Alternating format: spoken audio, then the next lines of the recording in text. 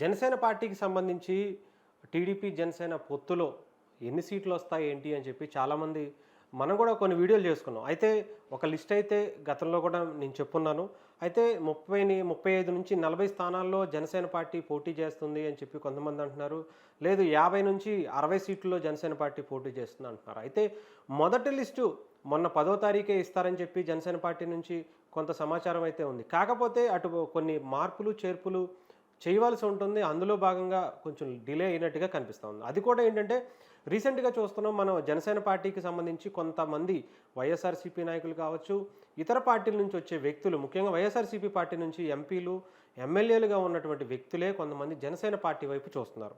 So, అందులో భాగంగానే వాళ్ళకిచ్చే seats కావచ్చు, ఇంకొకటి కావచ్చు, లేదంటే జనసేన పార్టీకి సంబంధించి అటు ముద్రగడ పద్మనాభం గారు కావచ్చు, లేదంటే అటు ఎంపీ బాలశౌరి గారు కావచ్చు, అంబటి రాయుడు కావచ్చు, ఇలాంటి వ్యక్తులు జనసేన పార్టీలో జాయిన్ అవ్వడానికి రెడీ అయ్యేనట్టుగా మనందరికీ తెలిసిన విషయమే. అయితే ఇప్పుడు రేపు మళ్ళీ పండగ తర్వాత 22, 23 తారీఖుల్లో కొన్ని చేరికలు ఉంటాయి. ఆ తర్వాత లిస్ట్ అనౌన్స్ చేస్తారని అయితే తెలుస్తుంది. అయితే ముఖ్యంగా సోషల్ మీడియాలో కాదు, కొంత మీడియాలో అయితే ఒక లిస్ట్ అయితే బయట సర్క్యూట్ అవుతుంది. ఇది నిజమా కాదా అని మనం ముందు తెలుసుకునేటప్పుడు నేను గతంలో కొన్ని లిస్ట్ అయితే చెప్పున్నాను. ఆ లిస్టే చాలా వరకు సర్క్యూట్ అవుతూ బయటకు వస్తుంది. ఇదే లిస్ట్ కనుక రేపు జనసేన పార్టీ అఫీషియల్‌గా అనౌన్స్ చేసే అవకాశం ఎక్కువగా ఉందని మాత్రం తెలుస్తూ ఉంది. ముఖ్యంగా మనకి జనసేన పార్టీకి సంబంధించి కీలక సమాచారం ఏంటంటే ఈ స్థానాల్లోనే రేపు జనసేన పార్టీ, టీడీపీ పార్టీ కలిసి ఉమ్మడిగా పోటీ చేసే స్థానాలు. అందులో జనసేన పార్టీకి మాత్రం ఎక్కువ సీట్లు ఎక్కడిస్తుంది, ఏ ఏ కాన్స్టిట్యున్సీల్లో జనసేన పార్టీ పోటీ చేయబోతుందని చెప్పి 100కి 100% మనం ఒక లిస్ట్ అయితే తీసుకున్నాం. ఆ లిస్టుకి సంబంధించి మీకు వివరాలు తెలియజేస్తాను. ఫస్టు ఉత్తరాంధ్రకి సంబంధించి శ్రీకాకుళంలో అయితే ఎక్కువగా జనసేన పార్టీకి బలం ఉన్నప్పటికీ కూడా ఇచ్చే అవకాశం లేనట్టుగా తెలుస్తుంది జనసేన పార్టీ నుంచి. సో, అక్కడ ఉత్తరాంధ్రకి సంబంధించి నరసన్నపేట ఇచ్చే అవకాశం ఉంది. శృంగవరపుకోట, నెల్లిమర్ల కాన్స్టిట్యున్సీ నుంచి జనసేన పార్టీ చాలా బలంగా ఉందని తెలుసు. అక్కడ లోకం మాధవి గారు జనసేన పార్టీ నుంచి చాలా ఉధృతంగా ఆమె ప్రచారం కూడా చేసుకుంటున్నారు. అయితే విశాఖ సౌత్ నుంచి కూడా జనసేన పార్టీకి ఇచ్చే అవకాశం ఉన్నట్టుగా తెలుస్తుంది. జనసేన పార్టీకి సంబంధించి ఉత్తరాంధ్రలో ఇందాక మనం మాట్లాడుకున్న నియోజకవర్గాలతో పాటు పెందుర్తి నియోజకవర్గం, గాజువాక గతంలో జనసేన పార్టీ అధినేత పవన్ కళ్యాణ్ గారు కూడా ఇక్కడ పోటీ చేసి ఓడిపోవడం జరిగింది. సో, అక్కడ కూడా ఈసారి జనసేన పార్టీ పోటీ చేస్తే సింపతి కావచ్చు, లేదంటే పవన్ కళ్యాణ్ గారు పోటీ చేసినా కూడా ఇక్కడ గెలిచే అవకాశాలు ఉన్నాయని చాలా బలంగా ఆ కాన్స్టిట్యున్సీని కూడా తీసుకున్నారు. అయితే యలమంచిలి నియోజకవర్గంలో కూడా కొంత బలమైన నాయకులు ఈ మధ్యన జనసేన పార్టీలో జాయిన్ అయ్యారు. అలాగే మాడుగుల నియోజకవర్గం నుంచి కూడా జనసేన పార్టీకి ఇచ్చే అవకాశాలు ఉన్నాయి. అక్కడి నుంచి పోటీ చేసే అవకాశాలు కూడా ఎక్కువ ఉన్నాయి. అంటే తూర్పుగోదావరి జిల్లాకు సంబంధించి రాజోలు నియోజకవర్గం గతంలో జనసేన పార్టీ గెలిచిన ఏకైక సీటు ఆంధ్రప్రదేశ్లో రాజోలు నియోజకవర్గం నుంచి. ఆ సీటు కూడా ఈసారి జనసేన పార్టీయే పోటీ చేయాలని బలంగా సీట్ డిసైడ్ అయింది. అలాగే కాకినాడ సిటీ నుంచి కూడా జనసేన పార్టీ అడుగుతున్నట్టుగా తెలుస్తుంది. అందుకోసమే పవన్ కళ్యాణ్ గారు కొద్ది రోజుల క్రితం కాకినాడ పార్లమెంటుకి సంబంధించి చాలా విస్తృతంగా అక్కడ సమావేశాలు ఏర్పరచుకుంటూ కాకినాడ సిటీకి సంబంధించి, కాకినాడ రూరల్కి సంబంధించి కూడా వార్డు స్థాయిలో ఉన్నటువంటి కార్యకర్తతో సహా ఆయన పిలిపించుకుని మాట్లాడి అక్కడ బలంగా ఈసారి పోటీ చేయాలి, మనం గెలవాలి అన్నట్టుగా వాళ్ళకి సందేశం ఇచ్చినట్టుగా తెలుస్తుంది. సో, అంటే తూర్పుగోదావరిలో కూడా ఎక్కువ స్థానాలు జనసేన పార్టీకి ఇచ్చే అవకాశం ఉంది, టీడీపీ కూడా. సో, ఇక్కడ ముఖ్యంగా చూసుకుంటే రాజోలు, కాకినాడ సిటీ, కాకినాడ రూరల్, అలాగే ముమ్మిడివరంలో కూడా పితాని బాలకృష్ణ అనే వ్యక్తి గతంలో కూడా ఆయన వైఎస్ఆర్‌సీపీ పార్టీలో సీట్ ఇస్తాను అని చెప్పి జగన్మోహన్ రెడ్డి మోసం చేశారు అని చెప్పి జనసేన పార్టీకి సంబంధించి జనసేన అధినేత పవన్ కళ్యాణ్ గారు ఆయన సమక్షంలో జాయిన్ అయ్యారు. జనసేన పార్టీ నుంచి పోటీ కూడా చేశారు. అయితే తక్కువ టైం ఉండడంతో ఆయన అప్పుడు గెలుపొందలేకపోయారు. కానీ ఈసారి ఆయన మీద సింపతి కావచ్చు, ఆయనకు జనసేన పార్టీకి ఉన్న ఆదరణ కావచ్చు, ఈసారి బాగా బలంగా కలిసి వచ్చే అవకాశం ఉంటుంది. అలాగే ఇంకొకటి ఇక్కడ మనకి తూర్పుగోదావరి జిల్లాకు సంబంధించి ఇంకోటి పిఠాపురం, అలాగే రాజమండ్రి సిటీ. రాజమండ్రిలో కూడా 2 నియోజకవర్గాలు ఉన్నాయి. 2 నియోజకవర్గాల్లో కూడా టీడీపీ సిట్టింగ్ సీట్లు. ఇక్కడ సిట్టింగ్ సీట్లలో కూడా అటు ఇద్దరిలో ఎవరికి ఇస్తారు అనేది తెలియదు. కానీ ఒక సీట్ అయితే మాత్రం రాజమండ్రి నుంచి జనసేన పార్టీకి ఇచ్చే అవకాశం ఉన్నట్టుగా తెలుస్తుంది. వాళ్ళ సిట్టింగ్ సీట్ని కూడా జనసేన పార్టీకి, అది కూడా కందుల దుర్గేష్ గారికి ఇవ్వాలని చెప్పి డిసైడ్ అయినట్టుగా మనకి సమాచారం అందుతుంది. పిఠాపురం నుంచి పవన్ కళ్యాణ్ గారు పోటీ చేసే అవకాశాలు కూడా ఎక్కువ ఉన్నాయని చెప్పి చాలామంది చెయ్యాలని కూడా జనసేన పార్టీ నాయకులు కావచ్చు, అక్కడ ఉన్నటువంటి వ్యక్తులు కూడా కోరుకుంటున్న పరిస్థితి. అలాగే రాజానగరం నుంచి బత్తుల బలరామకృష్ణ గారు పోటీ చేస్తారనుకుంటున్నారు. అలాగే రామచంద్రాపురం నియోజకవర్గం నుంచి అటు రీసెంట్గా జాయిన్ అయినటువంటి చిక్కాల దొరబాబు గారు, ఆయన కూడా జనసేన పార్టీలో జాయిన్ అయ్యి ఆయన గతంలో ఎప్పటి నుంచో పనిచేస్తున్నా కానీ ఇప్పుడు రీసెంట్గా మాత్రం అఫీషియల్గా జనసేన పార్టీలో జాయిన్ అయ్యి చాలా బలంగా అక్కడ కూడా వర్క్ చేసుకుంటున్న పరిస్థితి. కొత్తపేట కాన్స్టిట్యున్సీ నుంచి మనందరికీ తెలిసిన విషయమే, అక్కడ బండారు శ్రీనివాస్ గారు చాలా బలంగా అక్కడ జనసేన పార్టీని బిల్డ్ చేసుకుంటూ వచ్చారు. ఇండివిజువల్గా వెళ్ళినా సరే జనసేన పార్టీ గెలిచే సీట్లలో కొత్తపేట ఉంది అని చెప్పి చాలామంది చాలా బలంగా తీసుకున్న సీట్లలో కొత్తపేట కాన్స్టిట్యున్సీ ఒకటి. ఇకపోతే పశ్చిమ గోదావరి జిల్లాకు సంబంధించి నరసాపురంలో కూడా చాలా తక్కువ ఓట్ల మెజారిటీతో జనసేన పార్టీ ఓడిపోవడం జరిగింది. అంటే చాలా తక్కువ అక్కడ 200-300 ఓట్లతోనే ఏమో బొమ్మిడి నాయకర్ గారు జనసేన పార్టీ నుంచి ఓడిపోయారు. సో ఆయన కూడా మళ్ళీ ఆయనకే ఇచ్చే అవకాశం ఉన్నట్టుగా తెలుస్తుంది. ఆయనే పోటీ చేస్తారు, లేదంటే వేరే ఎవరిచ్చినా సరే జనసేన పార్టీ అక్కడ గెలిచే అవకాశాలు కూడా ఎక్కువ ఉన్నాయి.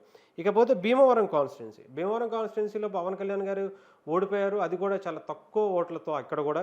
సో ఆయన ఈసారి పవన్ కళ్యాణ్ గారు కూడా భీమవరంలోనే పోటీ చేస్తారని చెప్పి చాలా క్లియర్గా అక్కడ అందరికీ తెలిసిన విషయం అవుతుంది.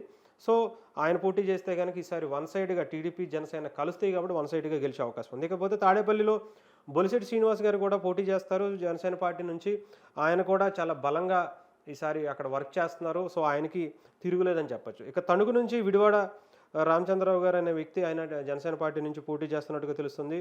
కొవ్వూరు నుంచి కొంత అంటే తెలియదు కానీ ఇంకా ఆల్మోస్ట్ ఇది కూడా కన్ఫర్మ్ అనే చెప్పొచ్చు. కొవ్వూరు కాన్స్టిట్యున్సీ నుంచి కూడా అక్కడ కూడా జనసేన పార్టీ పోటీ చేయబోతుందని. అలాగే యాడెడ్గా కొత్తగా వచ్చింది ఏంటంటే పశ్చిమ గోదావరి జిల్లాకు సంబంధించి ఉంగుటూరు కాన్స్టిట్యున్సీ నుంచి కూడా ఒక బలమైన నాయకుడు జనసేన పార్టీలో జాయిన్ అవుతున్నారు. ఆయనకు ఆ సీట్ ఇచ్చే అవకాశం ఉన్నట్టుగా తెలుస్తుంది.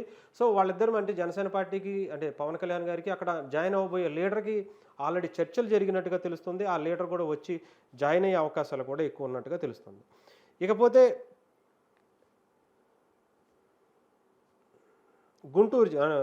కృష్ణా జిల్లాకు సంబంధించి కృష్ణా జిల్లాలో కూడా ఇక్కడ కృష్ణా జిల్లా అవనిగడ్డ నుంచి జనసేన పార్టీ అడుగుతున్నట్టుగా సమాచారం. అక్కడ టీడీపీ కూడా కొంత బలంగానే ఉన్నా కానీ జనసేనకి ఇస్తే మాత్రం వన్ సైడ్గా గెలిచే అవకాశం ఉన్నట్టుగా వాళ్ళకు ఉన్నటువంటి సర్వే నివేదిక ఆధారంగా వీళ్ళందరూ కూడా తీసుకున్నారు. సో అలాగే పెడన కాన్స్టిట్యున్సీ మీద కూడా జనసేన పార్టీ దృష్టి పెట్టింది. అలాగే మచిలీపట్నం నుంచి కూడా బండి రామకృష్ణ గారు జనసేన పార్టీకి సంబంధించి చాలా బలమైన లీడర్. ఆయన కూడా మచిలీపట్నం నుంచి ఈసారి పోటీ చేయాలి ఎమ్మెల్యేగా అని నిర్ణయించుకున్నారు. సో ఆయనకి ఈసారి సీటు కన్ఫర్మ్గా అని మాత్రం చెప్పచ్చు. మొన్న పవన్ కళ్యాణ్ గారిని ఆయన స్వయంగా వెళ్ళి కలిసినప్పుడు కూడా కొంత హామీ ఇచ్చినట్టుగా కూడా తెలుస్తూ ఉంది. సో ఇంకా అటు గుంటూరు జిల్లాకు సంబంధించి గుంటూరు వెస్ట్ కూడా పవన్ కళ్యాణ్ గారు అడిగినట్టుగా తెలుస్తుంది జనసేన పార్టీకి ఇవ్వాలని చెప్పి. సో అలాగే నాదెళ్ల మనోహర్ గారు తెనాలి నియోజకవర్గం ఆయన సొంత నియోజకవర్గం కాబట్టి ఆయనకు కూడా ఇచ్చే అవకాశం ఉంది. అలాగే చీరాల కొత్తగా దర్శి నుంచి కూడా చాలా బలంగా అక్కడ పనిచేస్తున్నారు గరికపాటి ఆయన వ్యక్తి. ఆయన రీసెంట్గా జనసేన పార్టీలో జాయిన్ అయ్యి చాలా బలంగా అంటే. ఇకపోతే చీరాల కాన్స్టిట్యున్సీ నుంచి ఆమంచి స్వాములు గారు కూడా గతంలో జనసేన పార్టీలో జాయిన్ అయ్యారు. వాళ్ళకి కూడా చాలా అంచనకరం ఎక్కువ ఉంది ఆమంచి స్వాములు గారికి. సో ఆయనకు కూడా ఈసారి సీట్ ఇచ్చి ఇక్కడ జనసేన పార్టీ నుంచి పోటీ చేయించే అవకాశాలు కూడా ఎక్కువ ఉన్నాయి. ఇకపోతే రాయలసీమకు సంబంధించి తిరుపతిలో గతంలో పీఆర్పీ ఇక్కడ పోటీ చేసింది కాబట్టి కొంత ప్రచారం ఏంటంటే ఇక్కడ పవన్ కళ్యాణ్ గారు కూడా ఇక్కడ కూడా పోటీ చేసే అవకాశాలు ఉన్నాయని చెప్పి కూడా చాలామంది అనుకుంటున్నారు. సో వాళ్ళకు ఉన్నటువంటి ఆ ఓట్ల శాతం కావచ్చు ఎక్కువగా తిరుపతిలో చాలా బలంగా క్యాడర్ ఉంది కాబట్టి ఆ క్యాడర్ అంతా ఇటు జనసేన పార్టీకి ఈసారి పడే అవకాశాలు ఎక్కువ ఉంటాయి. అలాగే మదనపల్లి, చిత్తూరు, రాజంపేటలో కూడా అటు జనసేన పార్టీకి సంబంధించి అయితే తిరుపతి నుంచి అంటే రాయలసీమలో తిరుపతి నుంచి కూడా జనసేన పార్టీ అధినేత పవన్ కళ్యాణ్ గారు పోటీ చేస్తారని అయితే తెలుస్తుంది. అయితే అది ఊహాగానం మాత్రమే. అంటే ఎవరు పోటీ చేసినా సరే ఇది పీఆర్పీ నుంచి కూడా అటు పీఆర్పీలో కూడా ఇక్కడ చిరంజీవి గారు విన్ అయ్యి ఉన్న సీటు కాబట్టి ఆ క్యాడర్ కూడా ఇక్కడ అదే స్థాయిలో ఉంటుంది. ఇక్కడ గెలిచే అవకాశాలు కూడా ఎక్కువ ఉన్నాయి. మదనపల్లి కావచ్చు, అలాగే చిత్తూరు, రాజంపేట కూడా జనసేన పార్టీ పోటీ చేయాలని భావిస్తుంది. ఆ సీట్లు కూడా అడిగినట్టుగా కూడా తెలుస్తుంది. ఇకపోతే రాయలసీమకు సంబంధించి ఆళ్లగడ్డ, అనంతపురం టౌన్, అలాగే ధర్మవరం నుంచి కూడా జనసేన పార్టీ పోటీ చేసే అవకాశాలు ఎక్కువగా ఉన్నాయి. అంటే కొంతమంది నాయకులు జనసేన పార్టీకి సంబంధించి కొంతమంది జాయిన్ అయ్యే అవకాశాలు కూడా ఇక్కడ నుంచి ఎక్కువగా ఉన్నట్టు కూడా తెలుస్తుంది. అటు వైఎస్ఆర్సీపీకి సంబంధించి కావచ్చు, లేదంటే ఇతర పార్టీల నుంచి కొంతమంది బలమైన నాయకులు జనసేన పార్టీలో జాయిన్ అయ్యి పోటీ చేసే అవకాశాలు కూడా ఉన్నాయి. ఇకపోతే అమలాపురం నుంచి అమలాపురం, నిడదవోలు, విశాఖలో కూడా ఇంకొక సీటు జనసేన పార్టీకి వచ్చే అవకాశాలు ఎక్కువగా కనిపిస్తున్నాయి. అంటే దాదాపు ఫస్ట్ లిస్ట్లోనే 40 సీట్ల వరకు కూడా జనసేన పార్టీ ప్రకటించే అవకాశం ఉన్నట్టుగా తెలుస్తుంది. సో ఇవి ఈరోజు మనకి ఒక అఫీషియల్గా కొంతవరకు సమాచారం అయితే అందింది. రేపు 21, 22 ఆల్మోస్ట్ 23వ తారీఖు వరకు కూడా జనసేన పార్టీలో కొంతమంది బలమైన నాయకులు, అటు ముద్రగడ పద్మనాభం గారు కావచ్చు, అటు బాలశౌరి గారు కావచ్చు, ఇలా అనేక మంది రాజకీయ నాయకులు, అంబటి రాయుడు గారు లాంటి వ్యక్తులు కావచ్చు, ఇలా వీళ్ళే కాకుండా ఇంకొంతమంది ఇప్పుడు మనం అనుకున్నట్టు రాయలసీమ నుంచి కూడా కొంతమంది నాయకులు జనసేన పార్టీలో జాయిన్ అవడానికి సంప్రదింపులు జరుపుతున్నారు. వీళ్ళందరి కోసం వెయిట్ చేస్తుంది ఈ లిస్ట్ అంతా కూడా. వాళ్ళందరూ చేరికల తర్వాత అఫీషియల్గా జనసేన పార్టీ, టీడీపీ కలిసి ఫస్ట్ లిస్ట్ని అయితే అనౌన్స్ చేయడానికైతే సిద్ధమైనవి. అదే లిస్టు ఇప్పుడు మన వెనకాల కనిపించేటువంటి స్క్రీన్లో కనిపించేటువంటి లిస్ట్ అయితే ఇదే. చాలా బలంగా చెప్పచ్చు. ఈ లిస్టులో మాత్రం వచ్చే పేర్లు ఏవైతే ఉన్నాయో మనం చెప్పిన పేర్లు, నియోజకవర్గాలు కావచ్చు, క్యాండిడేట్ పేర్లు కూడా ఇవే జనసేన పార్టీలో చాలా బలంగా వినిపిస్తున్నటువంటి సీట్ల పేర్లు అనుకోవచ్చు.